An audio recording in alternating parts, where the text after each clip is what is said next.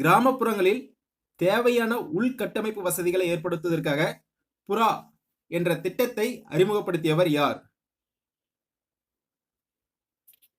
சரியான விடை option A, APJ Abdul Kalam. 1951ஆம் ஆண்டு மக்கள் தொகை பெருக்க வீதம் எவ்வாறு அழைக்கப்படுகிறது?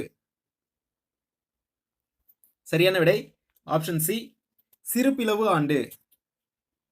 எப்போது இந்திய ரிசர்வ் வங்கியானது தேசியமயமாக்கப்பட்டு மத்திய அரசுக்கு சொந்தமாக்கப்பட்டது?